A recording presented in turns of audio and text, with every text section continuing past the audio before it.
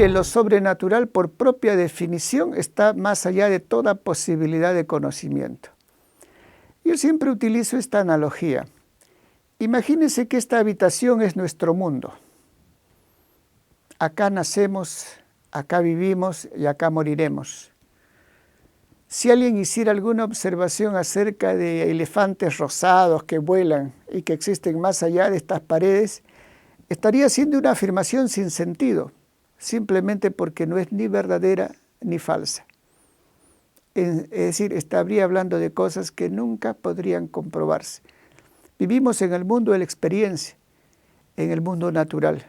Y repito, hablar de lo sobrenatural, de lo supranatural, es hablar de cosas que están más allá de nuestra posibilidad de investigar. El hombre no se resigna a su mortalidad. El hombre quiere vivir para siempre. Y ahí están las religiones, con dioses que le garantizan la inmortalidad. Pero imaginemos que el hombre no muriera. Las religiones serían totalmente innecesarias.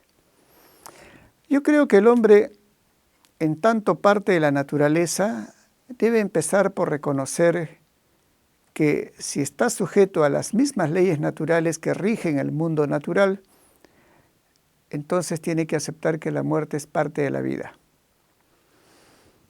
Debemos nosotros aceptar, como dice el emperador filósofo Marco Aurelio, debemos partir con resignación, como lo hace la aceituna madura, que cae del árbol que le dio fruto, agradeciéndole a él y a la naturaleza su nodriza. En cuanto a la vida después de la muerte, bueno, eso es inconcebible desde un punto de vista naturalista o materialista, como también se dice. Y lo que le da sentido a la vida en todo caso es el propio hombre. La vida de por sí no tiene sentido. Es un regalo que nos ha dado la naturaleza. Somos nosotros los que tenemos que darle con nuestras acciones, con nuestro modo de vida, un significado.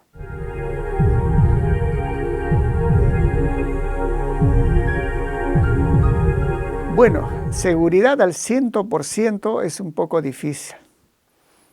Tendríamos que reconocer que siempre existe un pequeño margen de duda. Por eso muchos ateos en realidad prefieren llamarse escépticos. Pero diríamos que desde un punto de vista razonable, todas las probabilidades están a favor de una concepción materialista del hombre y del mundo.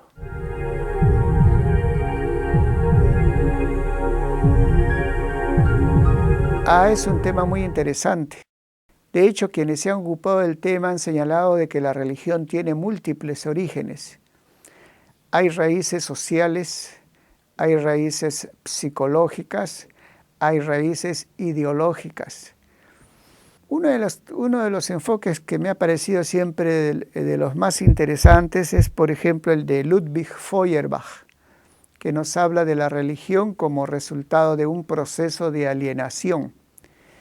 El hombre proyecta en Dios todo aquello que reconoce en Él como imperfecto. Y como Él es mortal, los dioses tienen que tener pues la categoría de la inmortalidad. Como Él es finito, los dioses tienen que tener la categoría de lo infinito, y así sucesivamente. Pero eso no quita de que los dioses son creación del hombre. No es Dios el que crea al hombre, es el hombre el que crea a los dioses. Y una de las causas psicológicas fundamentales, dice Feuerbach, es el temor a la muerte. Y recuerda que hay una tribu que vive cerca del círculo polar, si no recuerdo mal, cuya única oración consiste en estas palabras: Dios, no nos mates. Bueno, hay también raíces sociales, ¿no? Uno de los análisis más lúcidos que se han hecho sobre el fenómeno de la religión es, como todos sabemos, el que hicieron Marx y Engels, ¿no? Por ejemplo, en la Sagrada Familia y en otras obras.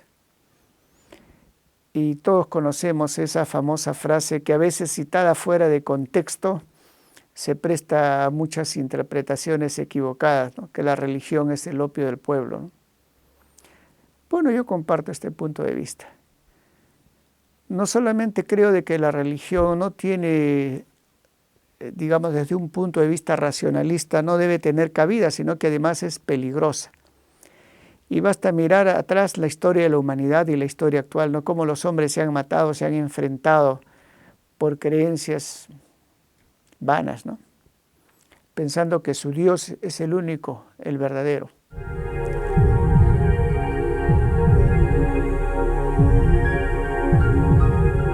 Bueno, ese es también otro tema interesante. De hecho, el hombre aparece como la cúspide de la creación y también como el resultado más acabado del proceso evolutivo, ¿no? Según la ciencia. El hombre siempre se ha creído un ser superior, pero cuando nosotros contemplamos la historia e incluso los acontecimientos presentes, a veces encontramos motivos muy serios para dudar de esta superioridad y de esta supuesta racionalidad.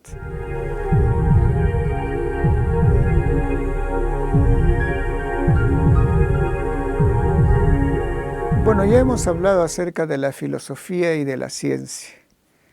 Podríamos agregar de que, como decía el doctor Salazar Bondi, la filosofía es una concepción general del mundo, incondicionada, precisamente porque es lo que los alemanes llaman una Weltanschauung, construida racionalmente. Es una visión general.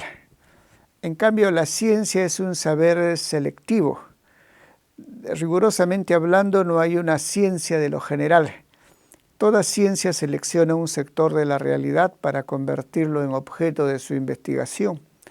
Por ejemplo, la biología se ocupa de la vida y otras ciencias se ocupan de otros sectores de la realidad.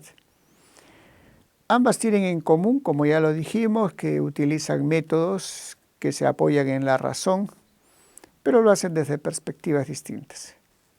La epistemología, en el sentido actual del término, es la filosofía de la ciencia. ¿Qué quiere decir esto? Que la ciencia también puede ser un problema. De hecho, cuando nosotros investigamos lo que es la ciencia, encontramos interesantes problemas de naturaleza filosófica, como aquellos, por ejemplo, referidos al tema de la verdad científica o al tema de los métodos de la ciencia. De hecho, hay una interesante y fecunda discusión en torno a estos problemas que trascienden los límites de la ciencia. De eso se ocupa pues una metateoría que es la filosofía de la ciencia o epistemología. Quiero citarle nomás un caso más específico. Normalmente los hombres de ciencia formulan hipótesis. Estas hipótesis son respuestas tentativas a un problema. Como no sabemos si son verdaderas o falsas, hay que someterlas a prueba.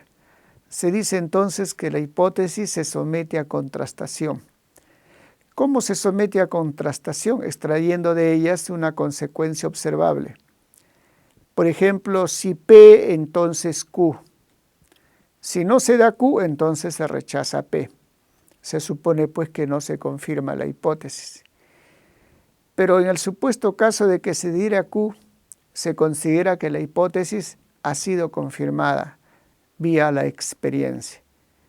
Curiosamente, sin embargo, no podemos decir que la hipótesis es verdadera. Y entonces eso le plantea a la ciencia un problema filosófico muy interesante. ¿Cómo es posible llegar a la verdad si ni siquiera confirmando las hipótesis podemos estar seguros? Esto solamente lo puede hacer la ciencia. O sea, la ciencia, como sabemos, es eminentemente crítica consigo misma. Problemas como este han surgido y surgen a lo largo de la historia pues, de la ciencia y son el material del cual se nutre pues, la llamada epistemología.